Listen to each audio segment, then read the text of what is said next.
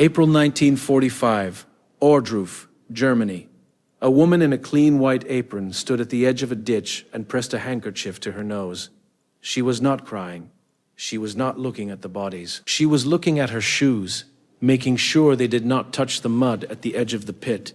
30 feet away, a pile of human bones still smoldered on a blackened wooden pyre.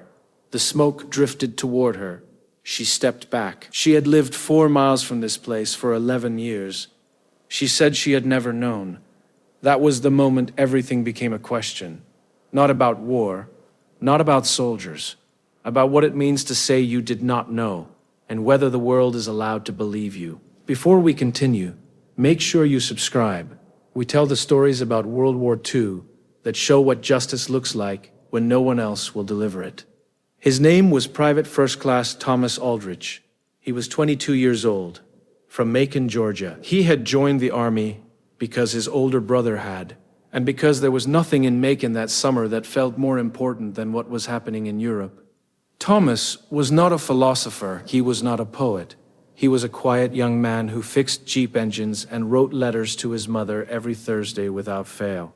But on the morning of April 4th, 1945, something happened to Thomas Aldrich that he would spend the next 50 years trying to describe, and never fully could. His unit, part of General George S. Patton's Third Army, rolled into a place called Ohrdruf. It was a labor camp, a subcamp of the Buchenwald system. The SS had evacuated it days earlier. They had tried to clean it up. They had not succeeded. Thomas's sergeant, a man named Raymond Briggs, 34 years old, from Pittsburgh, Pennsylvania, was the kind of soldier who had seen everything and been moved by none of it. Raymond had survived Tunisia, Sicily, and the Hurtgen Forest. His hands did not shake, his voice did not rise. He was the steadiest man Thomas had ever known. And when Raymond Briggs stepped through the gate at Ohrdruf and saw what was inside, he sat down in the dirt and could not stand back up for 6 minutes. What they found was this: stacked bodies frozen in the positions they had died in. Charred skeletons on a wooden pyre that the SS had lit and then abandoned before it finished burning. Evidence of torture on every surface. A gallows still standing. Prisoners too weak to walk, sitting against walls, staring at the Americans with eyes that no longer expected anything from anyone. "Briggs," Thomas said. "Briggs, we need to—" "Give me a minute," Briggs said. "Sarge, I said give me a minute, son." Thomas gave him the minute. Then he walked to the nearest building and vomited outside the door. Word traveled up the chain of command the way all terrible things do. Slowly at first, and then all at once. Lieutenant Harry Parker, 28 years old, from Cleveland, Ohio, received the initial report from Sergeant Briggs at 0900 hours. Parker had grown up the son of a city councilman. He believed in process. He believed in documentation. He believed that every situation, no matter how extreme, had a correct procedure. He read Briggs's report twice, folded it carefully, and said, "I need this in writing and on Colonel Merritt's desk by noon." "It's already written," Briggs said. "I just handed it to you. I mean a formal report." "Lieutenant," Briggs said quietly, "there are 400 bodies in that camp." Parker looked at him. "I understand that, Sergeant. With respect, sir, I don't think you do." "Not yet." Colonel James Merritt read the report at 12:15 hours.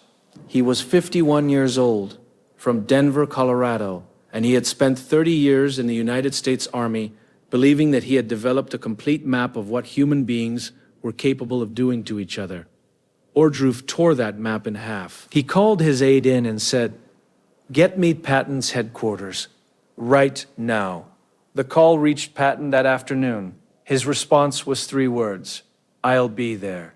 He arrived on April 12th, 8 days after the first soldiers entered the camp. He came by jeep, the way he always came, fast, no ceremony, a small cloud of dust announcing him before he was visible. Soldiers along the road straightened instinctively when they saw the vehicle. 2 stars, that jaw, that helmet. Patton stepped out without a word and walked directly into the camp. He did not speak for 20 minutes. He walked through every building. He stopped at the pyre. He crouched down and looked at something on the ground that no one else could see from where they were standing. Then he walked back to where Generals Eisenhower and Bradley were waiting. They had arrived earlier that morning, and he said quietly, to no one in particular, "We have been fighting the wrong thing. We thought we were fighting an army. We were fighting this." Eisenhower stood beside him and said nothing. Bradley looked away. It was at that moment that the mayor of Ohrdruf arrived. He had been summoned by American officers. He came in his best clothes, which struck several soldiers as obscene. He was a soft-spoken man, 60 years old, who had been the mayor of this town for 9 years. He stood at the entrance to the camp and said through a translator that he wished to express his horror at what he was seeing. He said that the people of Ohrdruf had not known.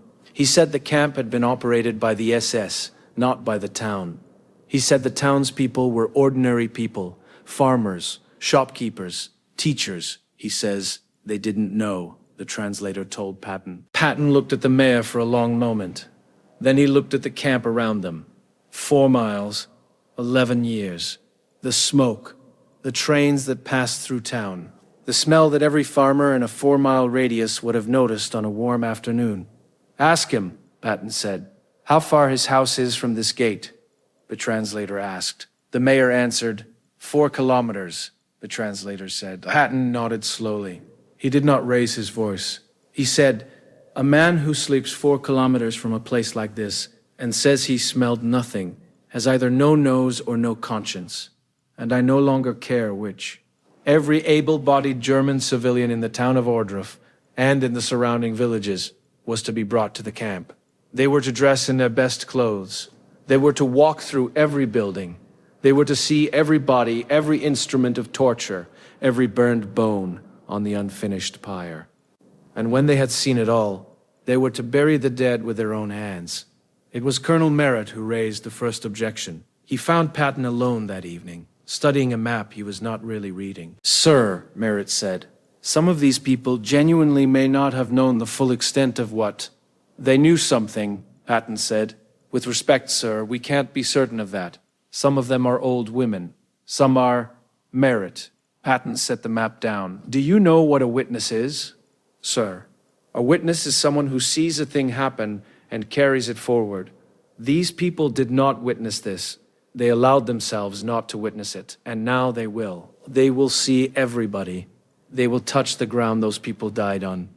And when they go home tonight, they will know. They will know for the rest of their lives. And maybe, 50 years from now, when someone in this town says it didn't happen, there will be someone else in the room who was here, who buried the dead, who cannot say they didn't know." Merritt was quiet for a moment. "And if some of them truly were innocent, sir, what do we owe them? What did those people in there owe them?" Patton said.